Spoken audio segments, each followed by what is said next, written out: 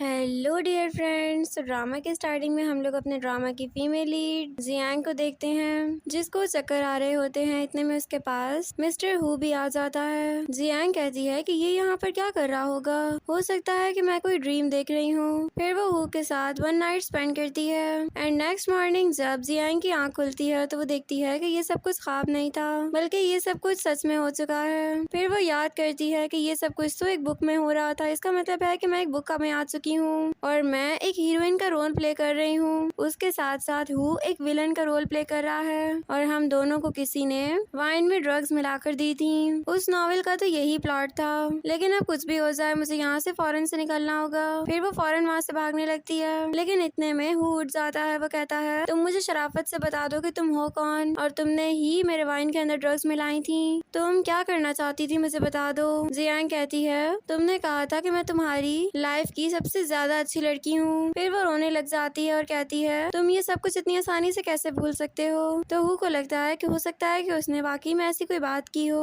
और जियांग अपने दिल में कह रही होती है इससे जान छुड़ाने का एक यही तरीका है। इतने में जियांग को कॉल आती है। कॉल पर उसको कोई कहता है कि तुम सारी रात घर क्यों नहीं आई थी, क्या तुमने कोई मेल मॉडल ढूंढ लिया है। ये सुनकर जियांग और हु दोनों बहुत ही हैरान होते हैं। जियांग फौरन से कॉल कट कर देती है और वो हु को कहती है कि देखो मैं तुम्हें सब कुछ एक्सप्लेन करती हूँ, प्लीज तुम एक दफा मेरी बात सुन लो। हु कहता है कि तुम मुझे एक मेल मॉडल समझ रही हो, तुम्हारी इतनी हिम्मत, तुम जानती भी हो कि मैं कौन हूँ।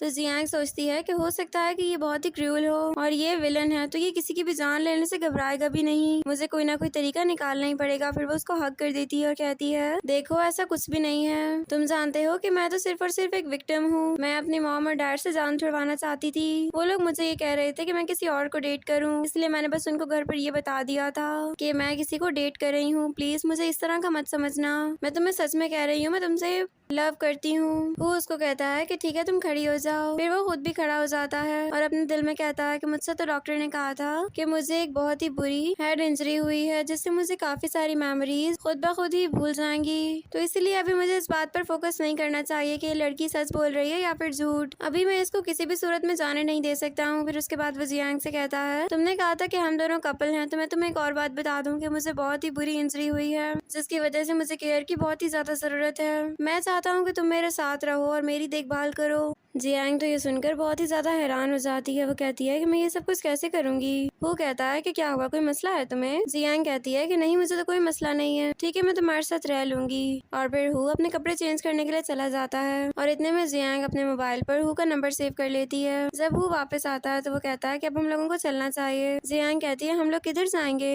हु कहता है कहीं पर भी चले जाएंगे जहाँ पर तुम चाहो, और फिर वो उसको अपने साथ वहाँ से लेकर चला जाता है। और फिर दूसरी तरफ जियांग अपने रूम में होती है। वो सोच रही होती है कि यहाँ पर तो ना कोई इंटरनेट कनेक्शन है और ना ही कोई वाईफाई। वो यहाँ पर कैसे रहता होगा। चलो एक काम करती हूँ, मैं उसको ही कॉल कर देती हूँ। तो वो उसको कॉल करती है और उसको बता देती है कि यहाँ पर कोई भी इंटरनेट कनेक्शन नहीं है। और फिर कुछ देर बाद बहुत सारी मेड्स जियांग का ख्याल रख रही होती हैं और जियांग खुद मजे से इंटरनेट यूज कर रही होती है। फिर इतने में वहाँ पर हु आ जाता है। वो हु को देखकर बहुत ही ज्यादा डर जाती है। वो फौरन से उसके पास जाती है और उसको कहती है कि तुम आने वाले थे तो तुम मुझे थोड़ी देर पहले बता सकते थे, तुम्हें मेरे साथ इस तरह नहीं करना चाहिए था। तो हु कहता है कि अच्छा ठीक है। फिर वो उसको एक कार्ड देता है और कहता है अगर तुम्हें कोई शॉपिंग करनी है तो तुम जाकर शॉपिंग कर सकती हो। जियांग कहती है कि तुम्हें लगता है कि मैं तुम्हारे पीछे इस वजह से हूँ क्योंकि मुझे तुम्हारे पैसे चाहिए, तो ऐसा कुछ भी नहीं है। हाँ लेकिन अगर तुम मुझे इतने अच्छे से ये सब कुछ दे रहे हो तो मैं ले लेती हूँ। फिर वो उससे कार्ड लेकर कहती है कि अब मुझे ये बताओ कि इसका पासवर्ड क्या है। हु कहता है कि इसका पासवर्ड मेरी बर्थडे है। ये सुनकर तो जियांग और भी ज्यादा हैरान होती है क्योंकि उसको तो पता ही नहीं था कि हु की बर्थडे क्या है। और उधर सीन शिफ्ट होता है जियांग पर। वो हु को कॉल करती है और उसको कहती है कि मैं तुम्हें बहुत ही ज्यादा मिस कर रही हूँ। हु फिर स्माइल करता है और असिस्टेंट ये सोचता है ये पहली दफा है कि जब मेरे बॉस ने इतना अच्छे से स्माइल किया है, वरना वो कभी भी इस तरह स्माइल नहीं करते। हु कहता है कि क्या तुम सच में मुझे मिस कर रही हो, तो ठीक है फिर मैं थोड़ी देर में आ रहा हूँ। फिर वो फौरन से खड़ा हो जाता है और फिर सीन दोबारा से जियांग और हु पर शिफ्ट हो जाता है। जियांग हु के पास जाती है और उससे कहती है कि जब से तुम्हारी ब्रेन इंजरी हुई है ना, तुम उसके बाद से बिल्कुल चेंज हो गए हो, तुम अब मेरे साथ उस तरह टाइम स्पेंड भी नहीं करते। तो हु जियांग जियांग को अपने क्लोज कर लेता है। इतने में वहाँ पर असिस्टेंट आ जाता है। ये देखकर हु फौरन से खड़ा होता है और असिस्टेंट को कहता है कि चलो जल्दी करो, मेरे साथ चलो। तभी जियांग असिस्टेंट को रोककर पूछती है कि मुझे ये बताओ, हु की बर्थडे का तुम्हें पता है कि वो कब आती है? असिस्टेंट कहता है कि मैं इस बारे में कुछ नहीं जानता। ये कह के वो भी वहाँ से निकल जाता है और जियांग कहती है अब ये सब कुछ कैसे होगा, मैं उस कार्ड को कैसे यूज करूंगी जब मुझे उसका पासवर्ड ही नहीं पता होगा। अब इसकी बर्थडे डेट का मैं कैसे पता लगवाऊं? और उधर वो अपने असिस्टेंट को ये बात कहता है कि मुझे पता है कि उसने तुमसे यही पूछा होगा कि मेरी क्या बर्थडे है। वो छोटी सी लड़की सच में एक लायर है। देन वो स्माइल करता है और दूसरी तरफ हम जियांग को देखते हैं जो कि हर जगह पर जाती है। वो सिर्फ ये कोशिश कर रही होती है कि किसी तरह उसको हु की बर्थडे डेट पता चल जाए। वो बहुत ही ज्यादा थक चुकी होती है। इतने में वो एक लेडी से टकरा जाती है और उन लेडी का सामान नीचे गिर जाता है। तो फिर जियांग फौरन से उनका सामान उठाती है और उनके सामान में एक हु की फोटो भी होती है। तो वो उन लेडी को कहती है कि आई मैं आपको घर लेकर चलती हूँ। फिर जब वो उन लेडी को घर लेकर जाती है तो वो लेडी कहती है कि क्या हुआ, तुम्हारा कोई बॉयफ्रेंड है? तो जियांग कहती है कि मेरा नहीं, मेरा तो कोई भी नहीं है। तो फिर ग्रैंडमा कहती हैं कि मेरे ग्रैंडसन की एक गर्लफ्रेंड है जो कि उसको एक मेल मॉडल की तरह ट्रीट करती है। मैं नहीं चाहती कि वो उसके साथ रहे। तुम एक काम करो कि तुम मेरे ग्रैंडसन का बहुत ही अच्छे से ख्याल रखना। ये सुनकर जियांग बहुत ही ज्यादा हैरान होती है। वो कहती है जिस तरह की डिस्क्रिप्शन बताई जा रही है ना, लगता ऐसे है कि ये मेरी ही बात हो रही है। फिर वो ग्रैंडमा को कहती है कि ठीक है मैं आपके ग्रैंडसन का बहुत ही ज्यादा ख्याल रखूंगी। देन वो ग्रैंडमा के साथ कुछ बातें करती है और उसके बाद ग्रैंडमा जियांग को कहती हैं कि ये मेरे ग्रैंडसन की पासपोर्ट आईडी है, मैं चाहती हूँ कि तुम उसके बारे में मजीद जान लो। और जियांग उस पासपोर्ट आईडी के ऊपर उसकी बर्थडे डेट देख लेती है। वो कहती है कि ये सब कुछ बहुत मुश्किल था, लेकिन देखो मेरे लिए तो ये सब कुछ खुद ब खुद ही हो गया है। वो आज बहुत ही ज्यादा खुश थी। उसके बाद दूसरी तरफ जियांग अपने आप से कहती है कि ये सब कुछ मेरे लिए बिल्कुल आसान नहीं था, मुझे बहुत ही ज्यादा टाइम लगा है एक पासवर्ड को ढूंढने में, तो इसीलिए अच्छा है कि मुझे चेक करना चाहिए कि उसकी अकाउंट के अंदर कितने सारे पैसे खड़े हैं। उसके बाद वो चेक करती है और ये देखकर वो बहुत हैरान होती है कि उसके पास तो बिलियंस में पैसे होते हैं। जियांग बहुत ही ज्यादा खुश हो जाती है। वो कहती है कि ये तो बहुत ही अच्छा हो गया, अब तो मैं अमीर हो गई हूँ। और दूसरी तरफ वो एक बार में बैठा हुआ होता है। इतने में उसके पास बैंक की तरफ से नोटिफिकेशन आती है। जब वो उसको चेक करता है तो उसमें वो बताते हैं कि आपके अकाउंट पर किसी ने लॉग इन किया है। वो ये देखकर बहुत ही हैरान होता है। वो कहता है कि इसका ये मतलब है जियांग जानती थी कि मेरी बर्थडे कब है। फिर उसके बाद उसके पास दोबारा से जियांग का मैसेज आता है। वो कहती है मैंने तुम्हारे अकाउंट से कुछ पैसे निकलवाए हैं, मैंने कुछ शॉपिंग की है, उसके बावजूद अगर तुम बाकी कार्ड लेना चाहो तो वो ले सकते हो, मर्जी है तुम्हारी। ये सब कुछ पढ़कर वो स्माइल करने लगता है। और दूसरी तरफ जियांग एक बार के बाहर खड़ी हुई होती है। इतने में वहाँ पर बहुत सारे लड़के निकल कर आते हैं और सब उसके सामने नील बो करते हैं। ये सब कुछ प्रोटोकॉल देखकर जियांग तो बहुत ही हैरान होती है। फिर उसके बाद वो अंदर जाती है। अंदर जाते साथ ही वो सबसे पहले हु को वहाँ से गुजरता हुआ देख लेती है, तो उससे नजर बचाकर फौरन वहाँ से भाग जाती है। उसके बाद वो एक सोफे पर जाकर बैठती है। उसके सामने बहुत सारे मेल मॉडल्स आते हैं, लेकिन उन्हीं मेल मॉडल्स के साथ ही वहाँ पर हु भी आ जाता है। हु कहता है कि जियांग तुम यहाँ पर, तुम क्या कर रहे हो यहाँ पर? जियांग उसको देखकर बहुत ही ज्यादा हैरान होती है। तो वो एक लड़के को कहती है कि तुम जब ये सब कुछ करना चाहते हो तो तुम मुझे इस सब के अंदर क्यों घसीट रहे हो, तुम अपना काम खुद करो ना। और जब वो लड़का पीछे हु को देखता है तो वो भी बहुत ही ज्यादा हैरान हो जाता है। वो हु को देखकर फौरन से नील डाउन कर लेता है और जियांग हु के पास आ जाती है। वो उसको कहती है कि ये तो कितना बड़ा कोइंसिडेंस है ना, मैंने तो इस बारे में सोचा भी नहीं था कि हम लोग यहाँ पर भी मिल सकते हैं। और फिर सीन शिफ्ट होता है। हु और जियांग साथ में बैठे हुए होते हैं और वही लड़का सामने नील डाउन करके बैठा होता है। हु उससे पूछता है कि तुम मुझे ये बताओ कि तुम और जियांग एक दूसरे को कब से जानते हो? तो वो लड़का बताता है कि जियांग मेरी क्लासमेट थी, फिर काफी टाइम बाद मैंने इसको ढूंढा था, ये एक दफा मेरे बाहर आई थी तो मुझे पता चल गया था कि ये मेरी क्लासमेट है और तब इसने मुझे फ्रेंड बना लिया था। और जियांग कहने लगती है कि झूठ मत बोलो, मैं तो सबको ऐसे ही कैजुअली फ्रेंड्स बनाती हूँ, तुम्हें क्या लगा था कि मैंने तुम्हें किसी और वजह से फ्रेंड बनाया है? ऐसा कुछ भी नहीं था। तो वो कहता है कि ठीक है, अब सारी बात मुझे समझ में आ रही है। फिर असिस्टेंट उस लड़के को वहाँ से लेकर चला जाता है और वो कहता है तुम यहाँ पर सच में एक मेल मॉडल के लिए आई थी, क्यों मैं सही कह रहा हूँ ना? जियांग ये सुनकर हैरान होती है और वो अपने दिल में कहती है कि अगर ये सब कुछ अभी के अभी हु को पता चल गया तो सब कुछ बहुत ही गलत हो जाएगा। वैसे भी ये इस नॉवेल का विलन है और विलन कुछ भी कर सकता है, अगर इसने मुझे कोई नुकसान पहुंचाया तो उससे पहले ही मैं इससे ब्रेकअप कर लूंगी। फिर जियांग उसको कहती है कि ठीक है, तुम्हें मुझ पर यकीन नहीं है ना, तो अब से हम लोग ब्रेकअप कर लेते हैं। वो कहता है कि ठीक है। जियांग खुश हो जाती है और कहती है कि क्या सच में हम लोगों का ब्रेकअप हो गया है? तो वो कहता है कि नहीं, मैं बस तुमसे ये कह रहा हूँ कि मैंने तुम्हें इस बात के लिए माफ कर दिया है और मैं फ्यूचर में तुम्हारा साथ निभाऊंगा। जियांग कहती है कि इसका मतलब है तुमने सच में मुझे माफ कर दिया। वो कहता है तुम्हें एक और बात बताऊं, तुम्हारे डैड की कंपनी बहुत ही घाटे में चल रही है और वो किसी वक्त भी बैंकरप्ट हो सकती है, तुम ये बात जानती हो? ये सुनकर जियांग बहुत ही हैरान होती है। वो कहती है चलो हमें फौरन अपने डैड के पास जाना होगा, उनकी कंपनी के साथ कुछ भी हो सकता है और मैं ये सब कुछ बर्दाश्त नहीं कर सकती। वो कहता है तुम उसकी फिक्र मत करो, मैंने उसका पहले से ही इंतजाम कर दिया है, तुम्हें इसके बारे में टेंशन लेने की कोई जरूरत नहीं है। ये सुनकर जियांग बहुत ही खुश हो जाती है और वो कहती है कि तुम एक बहुत ही ज्यादा अच्छे हस्बैंड हो। और दूसरी तरफ डैड जियांग का वेट कर रहे होते हैं। तभी वहाँ पर हु की कार आकर रुकती है और जियांग फौरन से अपनी कार से निकलकर अपने डैड के पास जाती है। डैड उसको देखकर बहुत ही ज्यादा खुश थे। वो कहते हैं कि क्या हुआ, तुम्हारा फेस इतना रेड क्यों हो रहा है? जियांग ये सुनकर बहुत ही शॉक्ड होती है। वो कहती है डैड हु एक बहुत ही बुरा इंसान है, उसने एयर कंडीशनर ऑन नहीं किया हुआ था कार का, मुझे बहुत ही ज्यादा गर्मी लग रही है, शायद इस वजह से। तभी डैड उस कार की तरफ देखते हैं और जब हु उनको नजर आता है तो वो ये देखकर बहुत ही ज्यादा हैरान थे। वो जियांग को कहते हैं ये तो बहुत ही बुरे टाइप का इंसान है, तुम्हें पता है कि ये अपने एनिमीज को भी नहीं छोड़ता, ये हर किसी को मार डालता है, तुम्हारा इसके साथ रिलेशन रखना बिल्कुल भी ठीक नहीं है। जियांग कहती है कि डैड कुछ भी नहीं होता, सब कुछ ठीक हो जाएगा, आप फिक्र मत करें। फिर वो हु को कहती है कि मैं अपने डैड से कुछ बातें कर रही हूँ, उसके बाद मैं आ जाऊंगी। एंड देन वो अपने डैड को वहाँ से लेकर चली जाती है और फिर जियांग अपने डैड के साथ उनके ऑफिस में जाती है। वो उनको कहती है कि डैड मैं ये फाइल देख लूँ। डैड जब उसको हाँ बोलते हैं तो वो उस फाइल को उठाकर चेक करती है। वो अपने दिल में कहती है कि हाँ मुझे पता चल गया है, मेरी स्टेप मदर की सारी चालाकियाँ यहीं से शुरू होती हैं, वो इस कॉन्ट्रैक्ट के जरिए सब कुछ अपने नाम करवा लेंगी। फिर उसके बाद वो डैड को कहती है कि डैड आप प्लीज ये कॉन्ट्रैक्ट मत कीजिएगा, मुझे फिर हु ने बताया था कि इसके अंदर कोई ना कोई प्रॉब्लम है, उसने कहा था कि इससे हमारी कंपनी को बहुत ही नुकसान हो सकता है और हमारी कंपनी ड्यून भी हो सकती है। आई होप डैड कि आप मेरी बात को समझ रहे होंगे। डैड ये सुनकर बहुत ही ज्यादा खुश होते हैं। वो फिर जियांग को कहते हैं कि बहुत ही अच्छा हुआ कि तुमने कंपनी के मैटर्स में इंटरेस्ट लेना शुरू किया है, मैं बस यही चेक करना चाह रहा था कि तुम अब कितनी लायक हो चुकी हो। जियांग बताती है कि डैड मैं आपको एक और बात भी कहना चाहती हूँ, मैं और हु दोनों रिलेशन में हैं। और दूसरी तरफ हम लोग लेन और उसकी मॉम को देखते हैं, उन दोनों को गार्ड्स पकड़ लेते हैं और उसके बाद उनको बताया जाता है कि आप लोगों को हु बुला रहे हैं। देन उनको एक जगह पर ले जाया जाता है तो वो मॉम कहती हैं तुम देख रहे हो ना कि ये लोग किस तरह हमें ट्रीट कर रहे हैं और तुम हमारे लिए कुछ कर भी नहीं रहे हो। लेन और मॉम को नील डाउन करवाया जाता है और असिस्टेंट फिर सबको बताता है कि यही दो औरतें हैं जो कि मिलकर उस कॉन्ट्रैक्ट के जरिए हमारी कंपनी को लूटना चाह रही थी। डैड को ये सुनकर बहुत ही ज्यादा गुस्सा आता है। वो कहते हैं मैंने तुम लोगों का आज तक कितना ज्यादा ख्याल रखा है, लेकिन तुम लोग एक वुल्फ हो जो कि मेरे पीछे ही मुझे काटते रहते हो।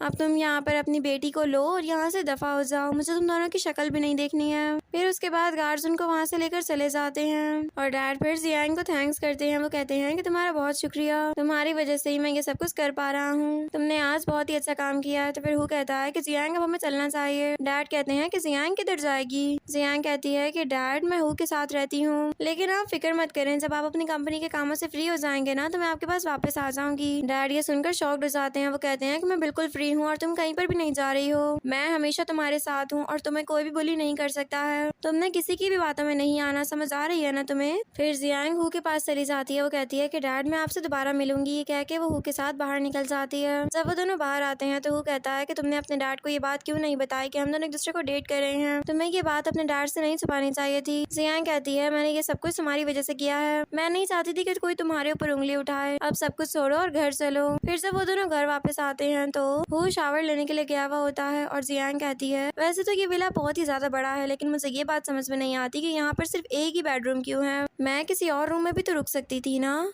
इतने में वहाँ पर वो शावर लेकर बाहर आ जाता है। उसके बाद वो जियांग के क्लोज आता है। जियांग बहुत ही ऑकवर्ड फील करती है और वो फौरन से खुद शावर लेने चली जाती है। फिर जब वो शावर लेकर आती है तो वो दोनों वन नाइट साथ स्पेंड करते हैं और फिर नेक्स्ट मॉर्निंग जब जियांग ब्रेकफास्ट करने के लिए आती है तो वो उससे कहता है कि क्या हुआ, तुम ठीक तो हो ना, तुम्हारी तबीयत तो सही है? जियांग कहती है मुझे ये बात समझ में नहीं आती है कि वो कौन सा दिन होगा जब मुझे सुकून मिलेगा। वो कहता है कि तुम्हें कौन सी रिलैक्सेशन चाहिए? जियांग कहती है नहीं वो कुछ नहीं, मैं स्कूल की बात कर रही थी, बहुत सारी क्लासेस होती है ना तो मैं बहुत ही ज्यादा थक जाती हूँ इस वजह से, और कोई बात भी नहीं है। तो फिर वो उसको एक ब्रेसलेट देता है और साथ ही उसको कहता है कि आइंदा से मैं तुम्हें स्कूल से खुद पिक करने के लिए आया करूंगा, तुम बस मेरा वहीं पर ही वेट करना, उसके बाद तुम नहीं थकोगी। और फिर दूसरी तरफ जब जियांग अपने स्कूल से बाहर निकल रही होती है इतने में उसके पास एक लड़की आती है और कहती है कि आपका नाम जियांग है ना, वहाँ पर एक कार आपका वेट कर रही है। तो जियांग ओके करके उस कार के पास जाती है। वहाँ पर एक गार्ड खड़ा होता है तो वो फिर जियांग को मिस जियांग बोलता है। जियांग को कुछ गड़बड़ लगती है। वो कहती है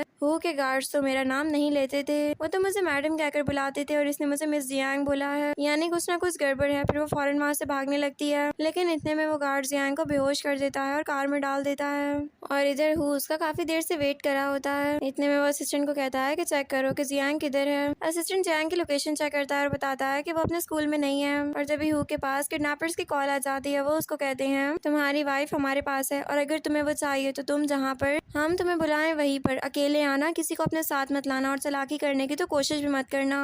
और उधर हम देखते हैं फैंग के डैड जियांग का ही वेट कर रहे होते हैं। जैसे ही वहाँ पर कार आकर रुकती है, डैड फिर गार्ड से कहते हैं कि ये वही लड़की है ना जिसका मैं तुम लोगों को लाने के लिए बोला था। तो गार्ड्स उनको हाँ बोल देता है। और उधर ही अंदर जियांग होश में होती है, वो बेहोश नहीं हुई थी। वो अपने दिल में कह रही होती है कि ये तो फैंग के डैड लग रहे हैं, जो कि इस नॉवेल का मेल लीड है, लेकिन मेरा तो मेल लीड से कोई वास्ता भी नहीं है। तो फिर उसके डैड मुझे क्यों बेहोश करवा रहे थे, वो क्या चाहते हैं, उन्होंने मुझे क्यों किडनैप करवाया होगा, क्या हु का कोई मसला होगा। और फिर जियांग उस कार से बाहर निकल कर आ जाती है। जियांग उस आदमी से हाथ मिलाती है और कहती है तुमसे मिलकर बहुत ही अच्छा लगा। फिर वो उसको कहती है कि तुम जैसे लोग जब किसी को इनवाइट करते हैं तो वो उनका स्ट्रेंज बिहेवियर होता है, जिस तरह तुमने एक बहुत ही स्ट्रेंज तरीका चुना था। तो वो आदमी कहता है कि तुमने मेरे बेटे की जान बचाई थी, तुम फिक्र मत करो, तुम्हारे साथ कुछ भी गलत नहीं होगा, मैं तुम्हारी सेफ्टी की पूरी जिम्मेदारी लेता हूँ। और जियांग सोचने लग जाती है कि मैंने कब हीरो को बचाया है। तो वो आदमी कहता है कि मुझे मेरे बेटे ने ये बात बताई है कि उसको हु ने पकड़ कर रखा हुआ था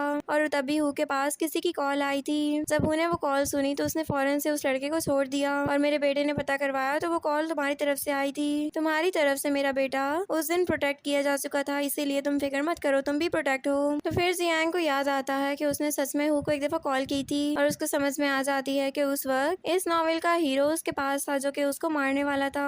वो उसको मार देता, इससे पहले ही मैंने उसको कॉल की थी। फिर वो उस आदमी को कहती है हाँ मुझे सब कुछ याद आ चुका है, उस दिन मैंने ही हु को कॉल की थी। तो वो आदमी कहता है कि देखा मैंने बोला था ना, हम तुम्हें कोई भी नुकसान नहीं पहुंचाएंगे। फिर वो जियांग को अपने साथ अंदर ले जाता है। इधर असिस्टेंट और हु दोनों ही उस पते पर पहुंच रहे होते हैं जहाँ पर जियांग की लोकेशन मिली थी। हु बहुत ही ज्यादा परेशान होता है, उसको समझ नहीं आ रही थी कि जियांग के साथ क्या हो जाएगा। और दूसरी तरफ जियांग उस आदमी के साथ ड्रिंक किए जा रही होती है और वो आदमी जियांग को 2 मिलियन कैश भी देता है। ये देखकर जियांग बहुत ही हैरान होती है। उसके बाद वो उसके साथ दोबारा से ड्रिंक स्टार्ट कर देती है और इधर हु की कार भी वहाँ तक पहुँच चुकी होती है। उधर जियांग का बहुत ही अच्छे से ख्याल रखा जा रहा था, मेड्स उसको बहुत ही अच्छे से ट्रीट कर रही होती है और उसको खाना खिला रही होती है। जियांग वहाँ पर बहुत ही ज्यादा खुश थी। इतने में उस आदमी के पास उसका असिस्टेंट आता है और आकर कहता है वो वहाँ पर पहुँच चुका है, एक कार शायद हमारी कार को फॉलो करके वहाँ पर आई है, आपको चलना चाहिए। तो फिर वो आदमी भी बाहर हु से मिलने के लिए जाता है, लेकिन हु वहाँ पर उस आदमी से फाइट स्टार्ट कर देता है।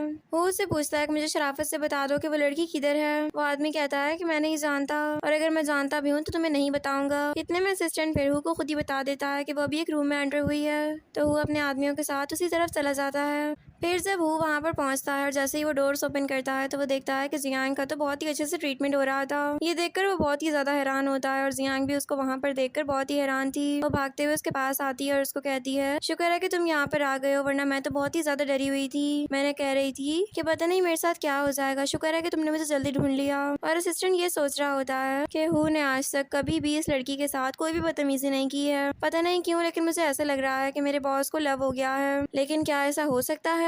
उधर वो जियांग से पूछता है कि तुम ठीक तो हो ना, तुम्हें चोट तो नहीं लगी? जियांग कहती है नहीं मैं बिल्कुल ठीक हूँ। फिर उसके बाद वो दोनों बाहर आ जाते हैं और जियांग बहुत ही खुश होती है कि हु ने उसका बिलीव कर लिया। इतने में असिस्टेंट वहाँ पर 2 ब्रीफकेस लेकर आता है और वो हु को बताता है हमें वहाँ पर और कुछ भी नहीं मिला, बस ये 2 ब्रीफकेस मिले हैं और इनके अंदर 2 मिलियंस हैं। जियांग उन ब्रीफकेस को देखकर हैरान होती है। वो कहती है कि ये सब कुछ मेरा है। वो कहता है कि क्या हुआ, तुम्हारी तबीयत तो सही है ना, कि तुम किस तरह की हरकतें कर रही हो? जियांग कहती है कुछ नहीं, बस वो मैंने बहुत सारे पैसे एक साथ देखे है ना, तो शायद इस वजह से मैं कुछ ज्यादा ही इमोशनल हो गई थी। फिर उसके बाद वो दोनों घर वापस आ जाते हैं। वो जियांग को कहता है कि घर आ चुका है, उठ जाओ। जियांग कहती है कि मैं जानती हूँ कि मैं इस वक्त एक विलन के साथ हूँ, लेकिन मैं क्या करूँ, मैं इस नॉवेल में खुद से नहीं आई, मुझे नहीं पता कि मैं कैसे इस स्टोरी का हिस्सा बन चुकी हूँ। फिर वो फौरन से उठकर बैठ जाती है। वो उससे कहता है कि क्या तुमने मुझे अभी क्या बोला है कि मैं एक विलन हूँ? जियांग कहती है कि नहीं नहीं, तुम कैसे विलन हो सकते हो, तुम तो एक हीरो हो, तुम सच में एक हीरो हो जिसने मुझे किडनैप होते हुए बचाया है, तुम एक बहुत ही अच्छे इंसान हो। तो वो उसको कहता है कि ठीक है, इतना काफी है, अब तुम कार से बाहर आओ। फिर जब वो दोनों घर के अंदर आ जाते हैं तो जियांग शावर लेने के लिए चली जाती है और असिस्टेंट हु को फुटेज दिखाता है जिसके अंदर जियांग किडनैप हुई थी। फिर उसके बाद असिस्टेंट कहता है कि अब मैं जियांग के फोन पे चेक करना चाहता हूँ ताकि आपकी सेफ्टी बरकरार रहे। तो हु उसको इजाजत दे देता है। फिर असिस्टेंट उसका मोबाइल चेक करता है एंड देन वो हु से सॉरी करता है। वो कहता है कि मैं गलत था, जियांग ने ऐसा कुछ भी नहीं किया। इतने में वहाँ पर जाओ भी आती है। जाओ कहती है कि हु मान जाओ, मेरा भाई बिल्कुल इनोसेंट है, ये सिर्फ तुम्हारी सेफ्टी को यकीनी बना रहा था। तो हु उसको ओके कर देता है और उधर जियांग अपने लिए एक बहुत ही अच्छा सा सूट सिलेक्ट कर रही होती है। जब वो उसको सिलेक्ट करती है तो वो उसको पहनकर बाहर आती है और हु उसको ऐसे सूट में देखकर बहुत ही हैरान होता है। फिर जियांग उसके पास आकर बैठती है। इतने में वहाँ पर असिस्टेंट पहुँच जाता है तो हु असिस्टेंट के हाथ से मोबाइल लेकर फौरन से बाहर निकल जाता है और जियांग कहती है कि पता नहीं क्यों लेकिन मुझे ऐसे लगता है इस असिस्टेंट को मैंने पहले भी कहीं पर देखा है। हो सकता है कि ये ओरिजिनल वर्ल्ड में से हो, लेकिन मुझे इसके बारे में पता लगवाना ही पड़ेगा। फिर वो उस असिस्टेंट को रोकती है। असिस्टेंट कहता है कि जी आपने क्या बात करनी है। जियांग उसको कहती है तो मुझे ये बताओ कि हु कहाँ पर गया है। तो असिस्टेंट अपने दिल में कहता है कि मैं ये बात किसी और को नहीं बता सकता कि वो अपनी हेड इंजरी के लिए ट्रीटमेंट्स करवा रहे हैं। तो वो जियांग से सॉरी कर देता है कि मैं इस बारे में आपको कोई डिटेल नहीं दे सकता। जियांग फिर ड्रामा करने लगती है कि शायद किसी तरीके से असिस्टेंट उसको वो बात बता दे, लेकिन असिस्टेंट कुछ भी करके उसको वो बात नहीं बताना चाहता था। वो कहता है कि ये सब कुछ सीक्रेट है और मैं ये आपको नहीं बता सकता जब तक कि मुझे बॉस इस सब चीज की इजाजत ना दे। लेकिन असिस्टेंट ये बात जियांग को बता देता है कि हु की लाइफ में आपके अलावा और कोई भी वुमन नहीं है। मैंने उनको कभी भी इतना खुश नहीं देखा जितना वो आपके साथ होते हैं। जियांग कहती है कि मुझे असल बात ही बताओ। तो असिस्टेंट उसको बता देता है कि वो हेड इंजरी के लिए जाते हैं, लेकिन आप प्लीज ये बात किसी और को मत बताइएगा। जियांग खुश हो जाती है। वो कहती है कि चलो अच्छा हुआ कि ये सब कुछ एक्सपोज हो गया है। फिर वो असिस्टेंट से कहती है कि ठीक है, मैं तुम्हारी बात पर बिलीव करती हूँ, मैं ये बात अब किसी और को नहीं बताऊंगी। फिर उसके बाद असिस्टेंट वहाँ से चला जाता है और जियांग बहुत खुश होकर सोफे पर आकर बैठती है। वो वहाँ पर हु का कार्ड देख लेती है और उसको समझ में आ जाती है कि हु उसके लिए कोई कंपनसेशन करके गया है। वो बहुत ही ज्यादा खुश हो रही होती है कि देखो मुझे तो फ्री में पैसे मिल गए हैं। इतने में वहाँ पर हु भी पहुँच जाता है और हु उसको कहता है कि मैं तुम्हारे लिए एक बहुत ही अच्छी सी न्यूज लेकर आया हूँ। जियांग कहती है कि वो कौन सी न्यूज है। तो फिर हु उसको बताता है कि मुझे डॉक्टर ने ये बात कही है कि अब मेरी सारी मेमोरी वापस आ चुकी है। जियांग ये सुनकर बहुत ही हैरान हो जाती है। हु उसको कहता है कि क्या हुआ, अब तुम स्माइल करो ना, तुम स्माइल क्यों नहीं कर रही हो। तो जियांग कहती है कि अच्छा यानी कि तुम्हारी मेमोरी वापस आ गई है ना, तो ठीक है फिर तुम मुझे ये बताओ कि हमारी एनिवर्सरी कब आती है।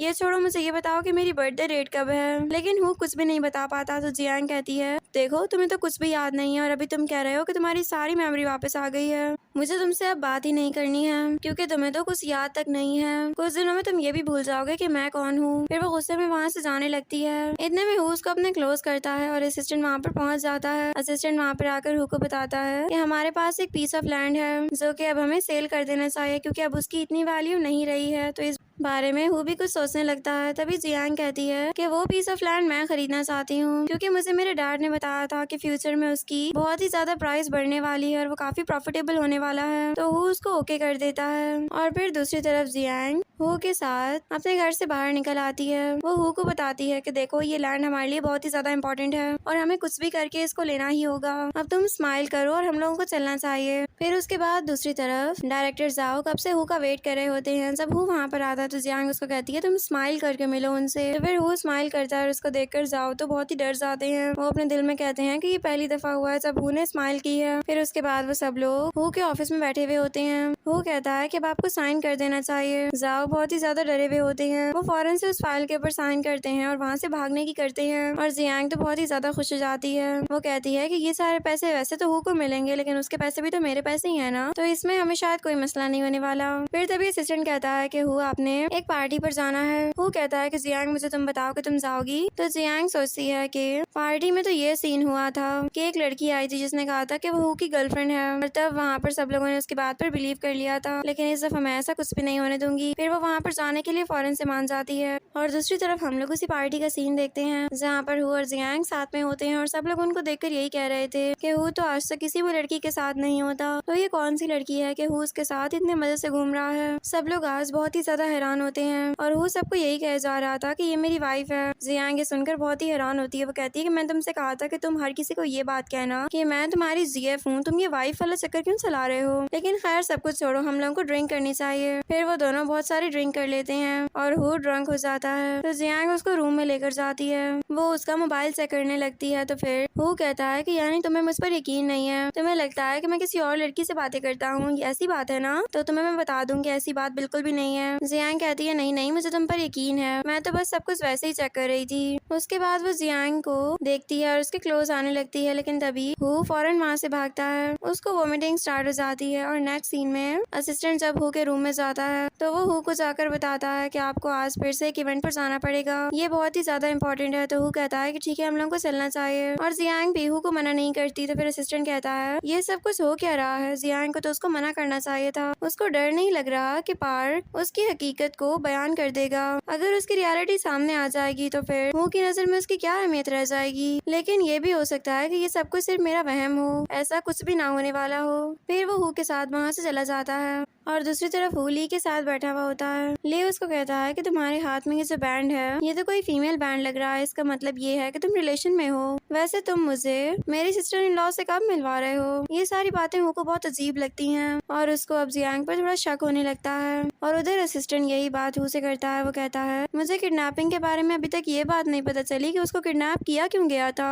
कोई भी हमें ये बात बताने के लिए तैयार नहीं है। मैंने बहुत सी जगहों से पता करवाया लेकिन अभी तक मैं ये बात नहीं जान सका। हु कहता है कि एक काम करो, जियांग पर नजर रखो, वहीं सही हमें कुछ ना कुछ जरूर मिल जाएगा। और फिर उधर जब जियांग ब्रेकफास्ट करने के लिए वहाँ पर आती है तो वहाँ पर हु जियांग का इंट्रोडक्शन जाओ से करवाता है। जाओ फिर जियांग को कहती है मैं आपकी मदद के लिए हमेशा यहीं पर मौजूद हूँ, अगर आपको कभी भी मेरी जरूरत पड़े आप मुझे बुला सकती हैं। देन वो वहाँ से चली जाती है और जियांग हु को कहती है यानी कि अब तुमने मेरे पीछे स्पाई छोड़ दिए हैं, तुम्हें क्या लगता है कि मैं यहाँ से भाग जाऊंगी। तो तुम्हें मैं ये बात बता दूं कि ऐसा कभी भी नहीं होने वाला। हु कहता है कि मुझे पता है कि तुम यहाँ से नहीं भागोगी। ये कह के वो वहाँ से उठकर चला जाता है और जियांग कहती है कि चलो आज तो बाल बाल बच गए। फिर अगले सीन में असिस्टेंट हु के पास जाता है और उसको कहता है कि मुझे ये बात पता चल चुकी है कि जियांग को कैसे पता चला था कि आपके बर्थडे मंथ और बर्थडे डेट है क्या।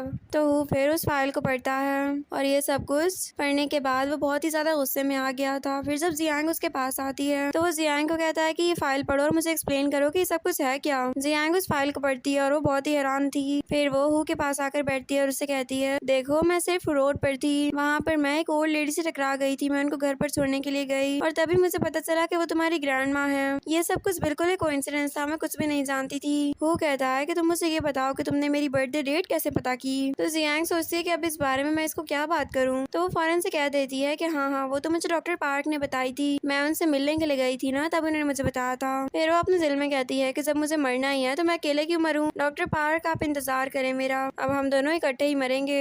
तो फिर हु उसको वहाँ से जाने देता है। जियांग ये सोचकर ही खुश हो जाती है कि देखो मेरी तो एक्टिंग स्किल्स कितनी ज्यादा अच्छी हैं, इतनी ज्यादा कि हु भी पता नहीं लगा पाया कि सच क्या है और झूठ क्या है। फिर वो फौरन वहाँ से भाग जाती है और अगले सीन में असिस्टेंट ली के सर पे पहुंचा हुआ होता है। ली जब उसको देखता है तो वो बहुत ही हैरान था। वो कहता है कि तुम यहाँ पर कैसे आए हो, दरवाजा तो बंद था ना और वो तो लॉक था। असिस्टेंट कहता है कि कुछ नहीं, बस मैंने उस डोर लॉक को तोड़ दिया था। फिर ली फौरन से ब्लू का नाम सिलाता है। वो कहता है कि तुम्हें ये सब कुछ नहीं करना चाहिए था। उसके बाद वो फौरन से बाहर निकलता है और कहता है तुम मुझे कॉल कर सकते थे, मैं तुम्हारे लिए दरवाजा खोल देता, दरवाजा तोड़ने की क्या जरूरत थी। वो कहता है कि ये सब कुछ मैंने नहीं किया, देखो मैंने तो सिर्फ लॉक तोड़ा है, दरवाजा मैंने नहीं तोड़ा। ली कहता है कि तुम यहाँ पर क्यों आए हो मुझे ये बताओ। वो कहता है कि ठीक है फिर तुम मुझे ये बताओ कि तुम जियांग को कब से जानते हो। ली कहता है जियांग को, हाँ वो मेरी सिस्टर इन लॉ है, मैं उसको जानता हूँ, लेकिन तुम मुझे ये बताओ कि तुम पागल तो नहीं हो गए हो, तुमने आज तक मुझे उससे मिलवाया तक नहीं है और तुम ये कह रहे हो कि मैं उसको जानता हूँ, ऐसा कैसे हो सकता है। वो कहता है कि ठीक है, फिर वो वहाँ से चला जाता है। ली कहता है कि तुम किधर जा रहे हो, मेरा डोर लॉक तो तुम्हें ही ठीक करना पड़ेगा। असिस्टेंट कहता है कि उसकी आप फिक्र मत करें, थोड़ी देर में एक आदमी आएगा और वो आपको डोर रिपेयर कर देगा। फिर ली सोचता है कि पता नहीं मैं कहाँ पर फंस गया हूँ। और फिर दूसरी तरफ जियांग बहुत ही ज्यादा सैड बैठी हुई होती है। डैड उसको कहते हैं कि क्या हुआ, तुम्हें किसने गुस्सा दिलाया है, मुझे बताओ, मैं भी उससे जाके इस बारे में पूछता हूँ। तो जियांग कहती है कि डैड मुझे किसी ने भी गुस्सा नहीं दिलाया, मैं बिल्कुल ठीक हूँ, बस मसला ये है कि हु मुझसे नाराज हो चुका है। डैड कहते हैं अब इस सब में मैं तुम्हारी क्या हेल्प कर सकता हूँ, लेकिन उसकी इतनी हिम्मत कैसे हुई कि वो मेरी बेटी से नाराज हुआ है। जियांग कहती है कि डैड आप बिल्कुल काम डाउन हो जाएं, ये इतना बड़ा मसला नहीं है, मैं खुद ही हैंडल कर लूंगी। और फिर जियांग हु के पास कॉल करती है, उसको कहती है कि तुम हो किधर। हु कहता है कि मैं भी डॉक्टर पार्क्स के पास से होके आ रहा हूँ। जियांग कहती है क्या हुआ, तुम्हारे सर में फिर से दर्द हो रहा था।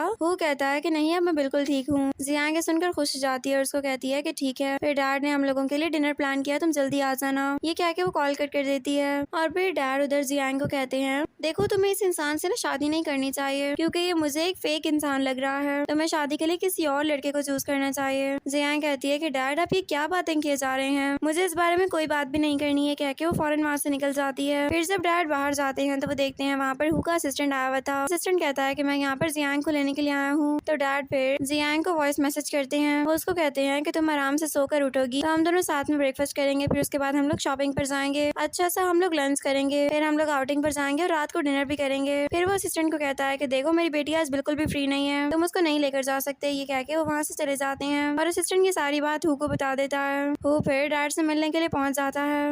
वो डैड के सामने एक फाइल रखता है और उनको कहता है आप अपनी बेटी को मेरे साथ मेरे विला में रहने दें, उसके बदले मैं 100 मिलियन आपको दूंगा। लेकिन डैड उसकी बात नहीं मान रहे थे। ये सब कुछ ऊपर से जियांग भी सुन चुकी होती है। जियांग फौरन से नीचे आती है तो डैड और हु दोनों उसके पास जाते हैं। डैड कहते हैं क्या हुआ, तुम सो के उठ भी गई इतनी जल्दी? जियांग कहती है कि डैड क्या मैं वो फाइल देख लूं? तो डैड उसको वो देखने से मना करते हैं। फिर जियांग हु को कहती है कि तुम 1 मिनट के लिए बाहर चले जाओ, मुझे अपने डैड से कुछ बात करनी है। फिर उसके बाद वो डैड के पास आती है और डैड उसको बार बार यही कह जा रहे थे कि तुम उस इंसान के साथ नहीं जा सकती हो, मैं तुम्हें कभी भी उसके साथ नहीं भेज सकता हूँ। फिर उसके बाद जियांग अपने डैड से कहती है कि ये सब कुछ इतना बड़ा मसला भी नहीं है डैड, ये सब कुछ हल हो जाएगा। फिर वो उस फाइल को देखती है और कहती है मुझे अपने साथ रखने के लिए वो 100 मिलियन दे रहा है। डैड आपको तो ये सब कुछ ले लेना चाहिए था, आप क्यों नहीं ले रहे हैं? डैड कहते हैं मुझे इतने सारे पैसे नहीं चाहिए, जब तो मेरे पास होगी ही नहीं तो मैं इन पैसों का क्या करूंगा। जियांग कहती है कि डैड आप एक काम करें, आप इनके ऊपर साइन करें और ये ले लें, मैं कोई भी बहाना करके हु से ब्रेकअप करके आपके पास वापस आ जाऊंगी। ये कह के वो वहाँ से चली जाती है और डैड भी अब बहुत खुश हो चुके थे।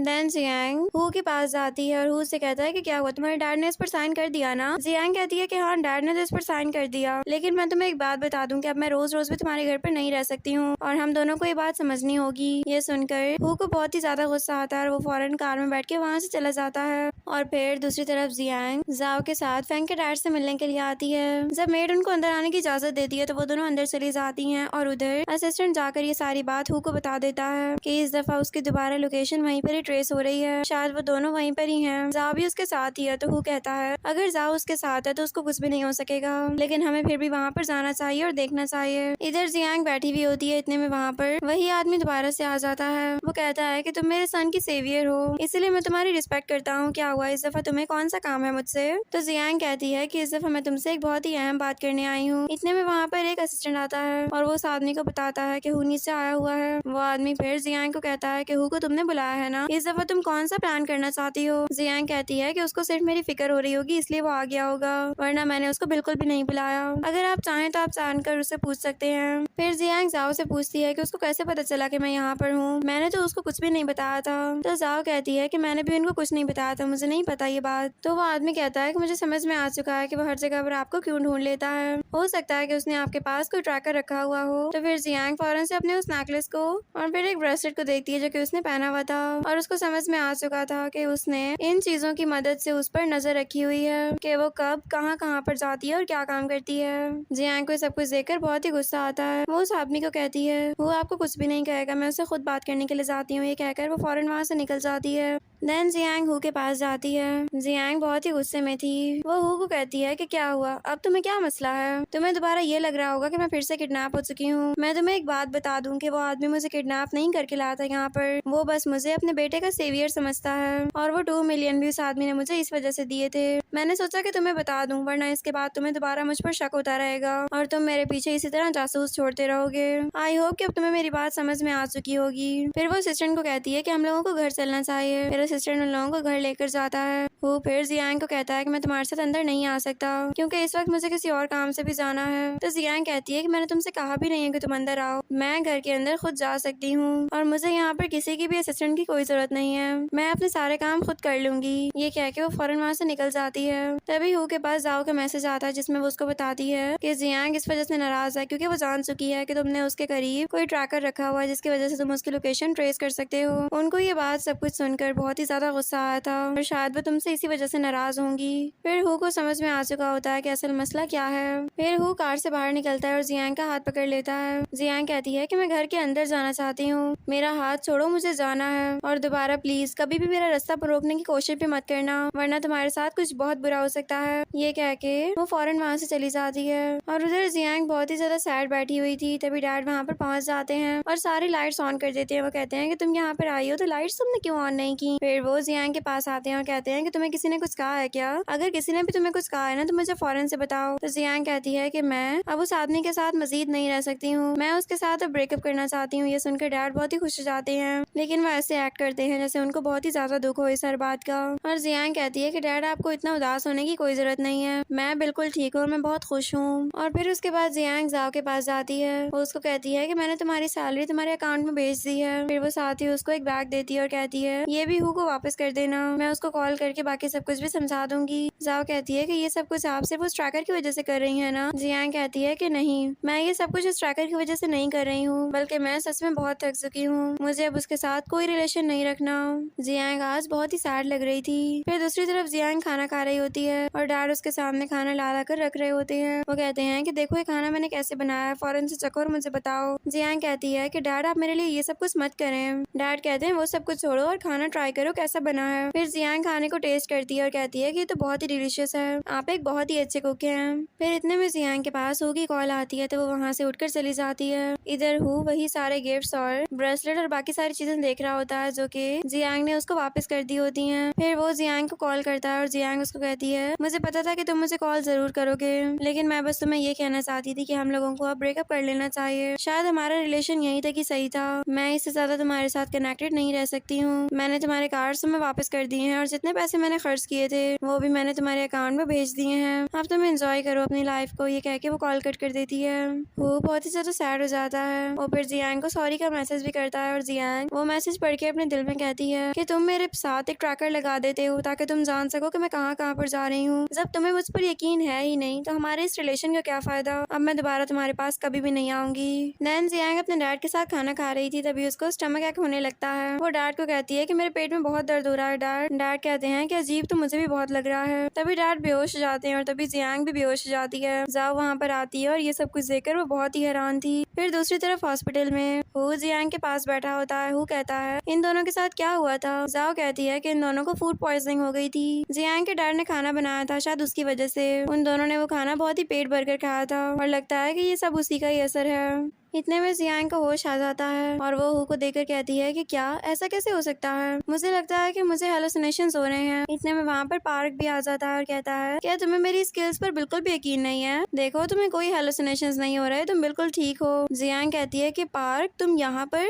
इसका मतलब ये हुआ कि हु भी यहाँ पर है। और फिर वो दोबारा से बेहोश हो जाती है। जब उसका होश आता है तो डैड उसके पास थे। डैड उससे सॉरी करते हैं और कहते हैं ये सब कुछ मेरे खाने की वजह से हुआ है। जियांग कहती है कि डैड आप प्लीज खुद को इस सब में ब्लेम मत करें, ये सब कुछ होना था तो हो गया, कोई बात नहीं। इतने में वहाँ पर हु पहुँच जाता है। डैड उसको देखकर कहते हैं कि तुम दोनों तो ब्रेकअप कर चुके थे ना, फिर तुम दोनों एक साथ क्यों हो? वो कहता है कि मैं इससे कुछ बात करना चाहता हूँ। तो डैड वहाँ से चले जाते हैं। फिर तभी हु जियांग से सॉरी करता है। वो कहता है उस ट्रैकर के लिए प्लीज तुम मुझे माफ कर दो, मैं जानता हूँ कि मुझे ये सब कुछ नहीं करना चाहिए था, मुझसे गलती हो गई है और अब मैं ऐसा कभी भी दोबारा नहीं करूंगा, प्लीज मुझे माफ कर दो।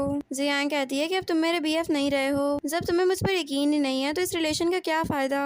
मैं नहीं चाहती कि हम दोनों के दरमियान मजीद कोई मिसअंडरस्टैंडिंग्स क्रिएट हो, इसलिए अच्छा है कि अभी हम लोग ये सब कुछ ब्रेकअप कर दें, क्योंकि अभी ये सब कुछ बहुत ही आसान है। देखो अगर मैं तुमसे वादा करती हूँ कि ब्रेकअप करने के बाद मैं तुम्हारे सामने कभी भी नहीं आऊंगी, मैं तुमसे बहुत ही दूर रहा करूंगी और मैं ये कोशिश करूंगी कि मैं तुम्हारे सामने कभी भी ना आऊँ। तो हु कहता है लेकिन मैं ऐसा कुछ भी नहीं होने दूंगा। मैं तुम्हें अभी से एक बात बता दूं कि हमारा ब्रेकअप कभी भी नहीं हो सकता है। मैंने गलती की है तो मैं उसकी कॉम्पेंसेशन दूंगा, लेकिन ये रिलेशन में ब्रेकअप नहीं कर सकता। मुझे कोई जल्दी नहीं है, तुम्हें सबके बारे में मुझे सोचकर बता देना।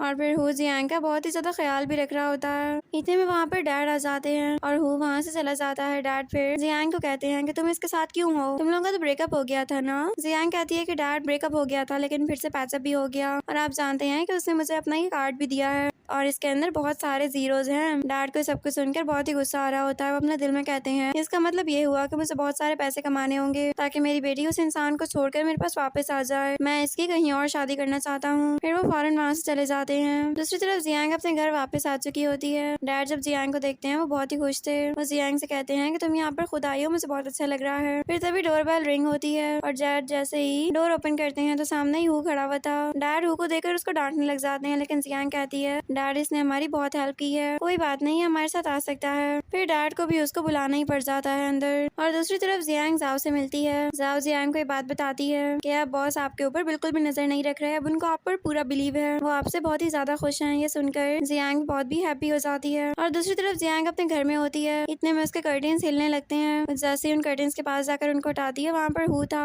हु उसको कहता है कि प्लीज शोर मत करना और जियांग उसको देखकर बहुत ही ज्यादा खुश हो जाती है। वो कहती है तुम यहाँ पर सिर्फ और सिर्फ मेरी वजह से आए हो ना, मैं बहुत ही ज्यादा खुश हूँ। चलो अब हम लोगों को यहाँ से चलना चाहिए, डैड तो सुबह ही आएंगे। फिर सुबह जियांग जल्दी उठकर खुद ही नीचे आ जाती है। डैड कहते हैं कि क्या हुआ, आज तो तुम बहुत जल्दी उठ गई हो। जियांग कहती है कि डैड मुझे एक बात बताएं, अगर मेरी लाइफ में कोई इंसान हुआ तो क्या आप उसके साथ मेरी मैरिज करवा देंगे। डैड कहते हैं कि हाँ मैं करवा दूंगा, अगर वो तुम्हारे साथ अच्छा है तो मुझे कोई प्रॉब्लम नहीं होगी। जियांग कहती है कि ठीक है, फिर आपको अपने बात पर पक्का रहना पड़ेगा। फिर वो ऊपर इशारा करती है। जब डैड ऊपर देखते हैं तो वहाँ पर हु था। हु को देखकर डैड बहुत ही हैरान थे। हु कहता है कि मैं आपकी बेटी का बहुत ज्यादा ख्याल रखूंगा, लेकिन डैड ये सब कुछ नहीं चाहते थे। फिर उसके बाद वो सब लोग साथ में खाना खाते हैं और अगले सीन में जियांग हु से मिलने के लिए उसके घर पर आई हुई होती है। डैड ने उसको कॉल की हुई थी और डैड कहते हैं कि तुम इतनी अचानक से कहाँ पर चली गई हो। तो हु कहती है कि डैड बस कुछ काम था, वही खत्म कर रही हूँ, मैं जल्दी आ जाऊंगी वापस, बस आप मेरा वेट मत कीजिएगा। फिर वो कॉल कट कर देती है और तभी जियांग देखती है कि उसके सामने हु खड़ा हुआ था। वो फौरन से जाती है और हु को हग कर लेती है। वो हु को देखकर बहुत खुश थी। और तभी हम लोगों को फ्लैशबैक सीन में दिखाया जाता है कि हु तब बहुत ही छोटा था। तब वो अपने ग्रैंड पेरेंट्स की बातें सुन लेता है। वहाँ पर एक लड़का ग्रैंड माँ से ये बात कर रहा होता है कि मैं हु की मॉम को भगाने में कामयाब हो चुका हूँ, मैंने बहुत कोशिश की थी और अब मैं कामयाब हो गया। ग्रैंड पा कहते हैं लेकिन ये सब कुछ हम लोगों को हु से छुपा कर रखना पड़ेगा, उसको इस बारे में कभी भी कुछ भी नहीं पता चलना चाहिए। और हु ये सब कुछ सुन रहा होता है, वो स्टेयर्स पर ही बैठ जाता है और रोने लगता है। फिर उसके बाद हु अपने रूम में होता है जब ग्रैंड माँ उसके पास जाती है और उसको कहती है तुम्हारी मॉम आज सुबह तुम्हें छोड़कर भाग चुकी हैं, वो अब तुम्हारे साथ नहीं देना चाहती, इसीलिए तुम्हें भी अब उन्हें भूल जाना चाहिए। तो फिर हु कहता है मैं ये बात जानता हूँ कि आप लोगों ने उनको भगाया है और मैं आप लोगों की बातों में बिल्कुल भी नहीं आऊंगा। ग्रैंडमा कहती है ऐसा कुछ भी नहीं है, देखो आज तुम्हारी बर्थडे पार्टी है और वहाँ पर इस तरह की कोई भी बात मत करना। तब तो हु मान जाता है, लेकिन जब बर्थडे पार्टी होती है तो वो सबके पास जाकर ये अनाउंस कर देता है कि मैं हु हूँ और मैं हु फैमिली का हेयर हूँ और अब मैं यहाँ पर नहीं रहना चाहता। ग्रैंडपा को ये सुनकर बहुत ही गुस्सा आता है और वो उसको घर से बाहर निकाल देते हैं। देन सीन प्रेजेंट में शिफ्ट होता है और जियांग कहती है अच्छा तो ये वजह है, इस वजह से तुम्हारे हेड पर इंजरी हुई थी और तुम ठीक नहीं हो सके, लेकिन तुम फिक्र मत करो, सब कुछ बिल्कुल ठीक हो जाएगा। उसके बाद नेक्स्ट मॉर्निंग जियांग को एक वॉइस की बात सुनाई देती है जो कि उसको कह रही होती है कि तुम्हारा टास्क कंप्लीट हो गया। जियांग एक दूसरे रूम में जाती है और वो वॉइस को कहती है कि अभी तक तुम कहाँ चली गई थी। वॉइस कहती है कि हमारे सिस्टम में कोई एरर आ गया था, लेकिन आपने बहुत ही अच्छा परफॉर्म किया है, आपको इसके बदले बहुत सारे पैसे मिल सकते हैं। जियांग कहती है लाओ मुझे पैसे दो। वॉइस कहती है कि अगर आप रियल वर्ल्ड में वापस जाती हैं तो आपको वो पैसे नहीं मिलेंगे। जियांग कहती है कि ठीक है फिर मुझे पास्ट लाइफ में ले चलो, मैंने कुछ काम को ठीक करना है। और उधर सीन शिफ्ट होता है हु के बचपन पर। वहाँ पर शॉप से उसको निकाल दिया जाता है और शॉपकीपर उसको कहता है कि तुम्हें इतनी यंग एज में अपने घर से नहीं भागना चाहिए था, तुमसे इतने बच्चों के पास कोई काम नहीं होता। और हु बहुत ही ज्यादा सैड होता है, फिर वो वहीं पर ही बेहोश हो जाता है। इतने में वहाँ पर जियांग पहुँच जाती है। वो हु के पास जाती है तो उसको बहुत ही तेज बुखार था। देन वो उसको घर लेकर आती है और उसका बहुत ही ख्याल रखती है। फिर वो दोनों सो रहे होते हैं, तभी वॉइस जियांग को ये बात कहती है कि तुम्हारे पास सिर्फ 5 मिनट रह चुके हैं, जो कुछ भी करना है तुम्हें जल्दी करना होगा। तो जियांग फौरन से भागती है और हु के पास कुछ सामान लेकर आती है। वो उसको बताती है इसके अंदर तुम्हारे रहने के पैसे हैं, तुम्हारे लिए एक घर भी है और बाकी सब कुछ भी है, तुम्हें जो कुछ चाहिए तुम्हें यहाँ से मिल जाएगा। और जो तुम्हारा फ्रेंड है ना पार्क, तुम उसके पास चले जाना, तुम्हें कोई भी प्रॉब्लम हो वो तुम्हारी हेल्प जरूर कर देगा, वो एक डॉक्टर है। हु कहता है कि वो तो मेरी एज का है, वो डॉक्टर कैसे हो सकता है, आप ठीक तो है ना, आप क्या कही जा रही हैं। तो जियांग अपने दिल में कहती है कि मैं तो जल्दी जल्दी में बहुत ही फजूल बोले जा रही हूँ। फिर वो हु को कहती है कि वो बड़े होकर डॉक्टर बनेगा और वो तुम्हारी हेल्प करेगा, तुम उसका अच्छे से ख्याल रखना। और फिर तभी Jiang who co good luck बोलकर वहाँ से भाग जाती है। हु जब उस बैग को खोलकर देखता है तो उसमें बहुत सारे पैसे होते हैं और साथ बैंक का कार्ड भी होता है। और उधर जियांग वापस अपने प्रेजेंट लाइफ में आ चुकी थी। तभी हु उसके पास आता है और कहता है कि क्या हुआ, सब कुछ ठीक है ना। जियांग कहती है कि हाँ बस मुझे नाइटमेयर आ गया था इसलिए मैं उठ गई थी। तभी जियांग के पास डैड की कॉल आती है, वो उसको घर बुला रहे थे। जब वो दोनों साथ में घर जाते हैं तो डैड पर जियांग से कहते हैं कि देखो मैंने तुमसे पहले भी कहा था कि तुम इस लड़के को छोड़ दो, लेकिन तुमने ऐसा नहीं किया। जियांग कहती है कि डैड आप मेरी बात को समझें, मैं इसी के साथ ही शादी करना चाहती हूँ, मैं किसी और के साथ शादी नहीं करूंगी डैड। और तभी हु भी कहता है मुझे पता है डैड कि आप इसके लिए बहुत ही फिक्रमंद हो रहे हैं, मैं यहाँ पर अपने लॉयर को लेकर आया हूँ। और तभी लॉयर डैड को बताता है कि हु ने कॉन्ट्रैक्ट साइन किया है कि अगर उनके रिलेशनशिप के दरमियान में वो कभी भी जियांग को अब्यूज, बुली या फिर एंग्री हो उनके ऊपर, तो उनके जितने भी एसेट्स हैं वो सारे के सारे जियांग के नाम पर हो जाएंगे। डैड भी उस फाइल को चेक करते हैं और वो ये देखकर बहुत ही ज्यादा खुश हो गए थे। उसके बाद वो फौरन वहाँ से भागते हैं और वो एक कार में आकर बैठ जाते हैं। वो फिर जियांग को कहते हैं मैंने बहुत सारे पैसे कमाने हैं इसलिए अब मैं जा रहा हूँ। और जियांग खुश होकर हु को देखती है, वो कहती है कि तुम्हारा ये तरीका तो बहुत ही अच्छा है और काम भी कर गया। फिर वो हु के साथ खेलने लग जाती है। तभी हु पीछे वॉल से टकरा जाता है और उसको अपनी पास्ट मेमोरीज याद आने लगती है, जिसमें जियांग ने उसकी हेल्प की थी। उसने उसका बहुत ख्याल रखा था और साथ ही उसको पैसे भी दिए थे। जियांग हु के लिए बहुत ही फिक्रमंद हो रही होती है। तभी हु कहता है कि यानी हम लोग पहले भी मिल चुके हैं। इसका मतलब ये हुआ कि मैं तुम्हें भूल गया था, लेकिन अब मुझे सब कुछ याद आ गया है। लेकिन अब मैं तुमसे वादा करता हूँ कि मैं हमेशा तुम्हारा साथ दूंगा, कभी भी तुम्हें छोड़कर नहीं जाऊंगा। देन जियांग और हु एक दूसरे के क्लोज आ जाते हैं और इसी सीन पर हमारे इस ड्रामा की हैप्पी एंडिंग हो जाती है। डियर फ्रेंड्स, कैसी लगी आपको मेरी आज की एक्सप्लेनेशन मुझे कमेंट सेक्शन में जरूर बताइएगा। वीडियो को लाइक और चैनल को सब्सक्राइब करना मत भूलिएगा। इसी तरह का एक और ड्रामा हमने अपने दूसरे चैनल पर भी अपलोड कर दिया है, जिसका लिंक हमने डिस्क्रिप्शन बॉक्स और कमेंट सेक्शन में दे दिया है। आप लोग वहां से जाकर उस ड्रामा को जरूर वॉच करें। अब तक के लिए इतना ही, मिलती हूँ मैं आपसे न्यू ड्रामा के साथ। अब तक के लिए bye bye, take care and thanks for watching.